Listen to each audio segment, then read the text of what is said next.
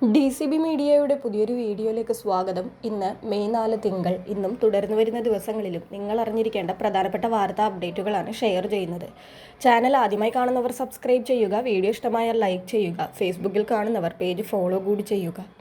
ആദ്യത്തെ അറിയിപ്പ്, സംസ്ഥാനത്ത് വ്യാഴാഴ്ച വരെ ശക്തമായ മഴയ്ക്ക് സാധ്യതയെന്ന് അറിയിപ്പെത്തിയിരിക്കുകയാണ്. വിവിധ ജില്ലകളിൽ ഒറ്റപ്പെട്ട ഇടങ്ങളിലാണ് കേന്ദ്ര കാലാവസ്ഥാ വകുപ്പ് ശക്തമായ മഴ പ്രവചിക്കുന്നത്. മഴയ്ക്കൊപ്പം ഇടിമിന്നലും മണിക്കൂറിൽ 40 മുതൽ 50 കിലോമീറ്റർ വരെ വേഗത്തിൽ ശക്തമായ കാറ്റിനും സാധ്യതയുണ്ടെന്നും കേന്ദ്ര കാലാവസ്ഥാ വകുപ്പ് അറിയിച്ചു. ഇന്ന് ഇടുക്കി, പാലക്കാട്, വയനാട് ജില്ലകളിലാണ് ശക്തമായ മഴയ്ക്കുള്ള സാധ്യത നിലനിൽക്കുന്നത്. ജാഗ്രതയുടെ ഭാഗമായി ഈ ജില്ലകളിൽ യെല്ലോ അലർട്ട് പ്രഖ്യാപിച്ചു. അടുത്ത അറിയിപ്പ്, അന്താരാഷ്ട്ര വിപണിയിൽ സ്വർണ്ണവിലയിൽ കുറവുണ്ടായെങ്കിലും കേരളത്തിൽ വില മാറ്റമില്ലാതെ തുടരുകയാണ്. രാജ്യാന്തര വിപണിയിലെ ഇടിവ് കണക്കിലെടുത്ത് വില കുറയ്ക്കേണ്ടതില്ലെന്ന് വ്യാപാരികൾ തീരുമാനിച്ചതോടെയാണ് സ്വർണ്ണവില മാറ്റമില്ലാതെ തുടരുന്നത്. 22 ക്യാരറ്റ് സ്വർണ്ണത്തിന് ഗ്രാമിന് 13,835 രൂപയും പവന് 1,10,680 രൂപയുമാണ് ഇന്നത്തെ വില. അടുത്ത അറിയിപ്പ്, ന്യൂനപക്ഷ മതവിഭാഗങ്ങളിൽപ്പെട്ട പെൺകുട്ടികളുടെ വിവാഹ ആവശ്യങ്ങൾക്കായി സുമിത്രം പദ്ധതി വഴി കുറഞ്ഞ പലിശ നിരക്കിൽ വായ്പ നൽകുകയാണ്. കേരള സംസ്ഥാന ന്യൂനപക്ഷ വികസന ധനകാര്യ കോർപ്പറേഷൻ മുഖേനയാണ് പദ്ധതി നടപ്പിലാക്കുന്നത്. മുസ്ലിം, ക്രിസ്ത്യൻ, ജൈന, സിഖ്, പാഴ്സി, ബുദ്ധ മതവിഭാഗങ്ങളിൽ പെടുന്നവർക്ക് ഈ ആനുകൂല്യത്തിന് അർഹതയുണ്ടാകും. കുടുംബത്തിലെ പെൺകുട്ടികളുടെ വിവാഹത്തിന് സാമ്പത്തിക ബുദ്ധിമുട്ട് അനുഭവിക്കുന്നവർക്ക് ഈ പദ്ധതി വലിയ ആശ്വാസവും പ്രതീക്ഷയുമാണ് നൽകുന്നത്. പദ്ധതി പ്രകാരം പരമാവധി 5 ലക്ഷം രൂപ വരെയാണ് വായ്പയായി ലഭിക്കുക. 6% പലിശ നിരക്കിലാണ് തുക അനുവദിക്കുന്നത്. വസ്തുജാമ്യത്തിൻ്റെയോ അല്ലെങ്കിൽ സർക്കാർ പൊതുമേഖലാ സ്ഥാപനങ്ങളിലെ ഉദ്യോഗസ്ഥ ജാമ്യത്തിൻ്റെയോ അടിസ്ഥാനത്തിലാണ് വായ്പ അനുവദിക്കുക.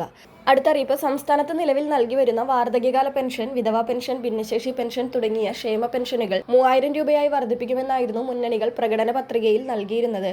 അതിനാൽ പുതിയ സർക്കാർ അധികാരത്തിലേറുമ്പോൾ പെൻഷൻ തുക 3000-ആയി വർദ്ധിപ്പിക്കാനുള്ള സാധ്യതയുണ്ട്.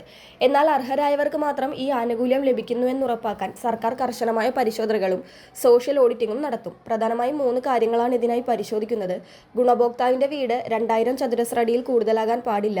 വീട്ടിൽ എയർ കണ്ടീഷണർ ഉണ്ടാകാൻ പാടില്ല. കൂടാതെ ഗുണഭോക്താവിന്റെ പേരിൽ 1000 cc മുകളിൽ ശേഷിയുള്ള 4 ചക്ര വാഹനങ്ങൾ സ്വകാര്യ ആവശ്യത്തിനുണ്ടാകാനും പാടില്ല. കൂടാതെ 1 ഏക്കറിൽ കൂടുതൽ പുരയിടമുള്ളവരും അവിവാഹിതരായ മക്കളുടെ വരുമാനം ഉൾപ്പെടെ വാർഷിക വരുമാനം 1 ലക്ഷം രൂപയ്ക്ക് മുകളിൽ വരുന്നവരും പെൻഷൻ പട്ടികയിൽ നിന്ന് പുറത്തായേക്കാം.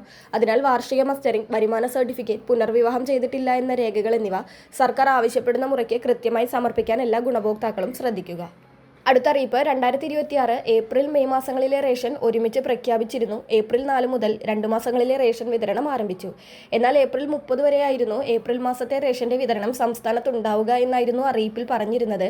എന്നാൽ ഏപ്രിൽ മാസത്തെ റേഷൻ വിതരണം മെയ് 5 വരെ നീട്ടിയിരുന്നെങ്കിലും വീണ്ടും അതിപ്പോൾ നീട്ടിയിരിക്കുകയാണ്. മെയ് 15 വെള്ളിയാഴ്ച വരെ ഏപ്രിൽ മാസത്തെ റേഷൻ വാങ്ങാവുന്നതാണ്.